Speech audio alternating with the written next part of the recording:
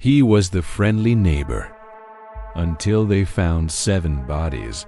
It all began with me turning the key in the old front door of my new rental, inhaling that familiar mix of fresh paint, dust, and possibility. I'd moved to this quiet neighborhood, tree-lined streets, kids biking home from school, polite waves at dusk to start over. I'd taken the job at the little local newspaper, covering community events and human interest stories. It was supposed to be simple, grounding, real life, normal beginnings. I unpacked the last box and paused by the window. Golden evening light filtered through maple leaves. A man across the street, maybe mid-40s, gave a friendly wave and a warm smile. Not a neighbor drawn in shadow or secrecy, but a kind face. A baker, the mailman, someone I'd come to nod to each morning. That first night, the power flickered just once, long enough for me to wonder. Then gone. I padded downstairs to reset the breaker. The hall light blinked back on, tentative, and in the dim luminescence, I thought I heard a soft scraping in the walls. Maybe old pipes, mice, or nothing at all. Strange occurrences, unsettling rules within a week. Little things sprang up. A scratch on my bedroom door, like fingernails or talons, jagged and raw. My phone spat static during calls, and the radio only on low and crackling muted my voice and replaced it with whispered syllables I couldn't to parse. I discovered a crumpled slip of paper taped inside the pantry door. I'm sure it wasn't there when I moved in. Rules: if you know what's good for you, do not look out the back window after sunset. Never answer the knock when the lights flicker. Count the shadows carefully if you hear footsteps. If the friendly one appears at your door, do not let him in ever. It was scrawled in thin, hesitant handwriting. No signature. My heartbeat clenched. What had happened here? Atmospheric tension builds one rain-soaked evening. I barely dared breathe as water dripped from the ceiling. Thunder rumbled as the lights dimmed, the pale bulb buzzing like a dying firefly. I sat in the flickering glow, staring at the window I'd been warned not to look out. Fool. Outside, the silhouette of my friendly neighbor lingered under the street lamp, but there was something off. He wasn't smiling, his head tilted at an impossible angle. His shadow stretched toward me, darker than it should be.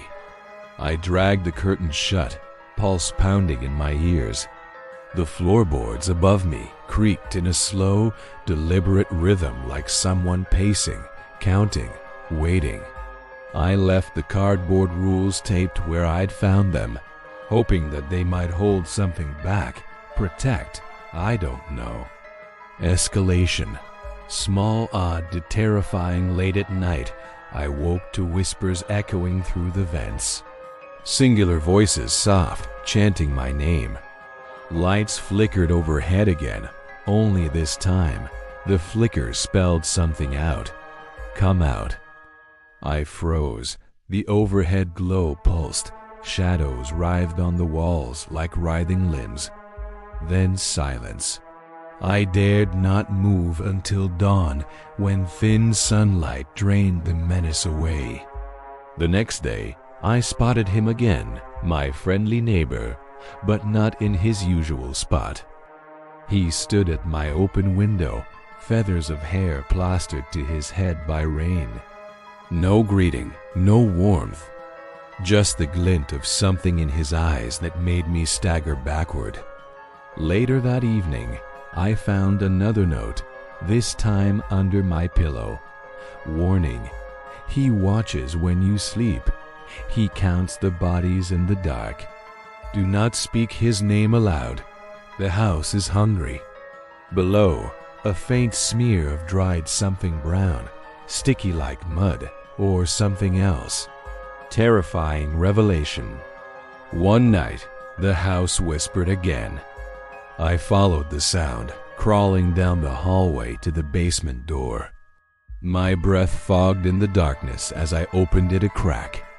Yellow-gray light spilled out, revealing concrete walls, damp, cold, heavy. And something else. In the beam of my phone's flashlight, rows of shadowed figures, shrouded and stark, lined the wall. I counted them, heart pounding. 1, 2, 3, 4, 5, 6, 7. Bodies or silhouettes of bodies, draped in cloth, heads slumped. At the bottom of the stairs lay a pair of small shoes and a child's teddy bear. I staggered back. The light bulb overhead cracked, then popped. Darkness swallowed me. I scrambled back upstairs, breathing ragged, the whisper now inside me. He counts the bodies. Then the floor trembled, a slow rumble, and I heard him at the front door. Soft, deliberate footsteps pacing just behind the panel. A knock gentle, insistent. The lights flickered as if trembling. Cliffhanger ending, I backed away from the door, heart hammering. The old rules flooded my mind. Never answer the knock when the lights flicker. If the friendly one appears, do not let him in. My hand hovered over the doorknob. Outside, a voice pressed through the crack in the wood, soft, warm. I just wanted to welcome you again. Let me help.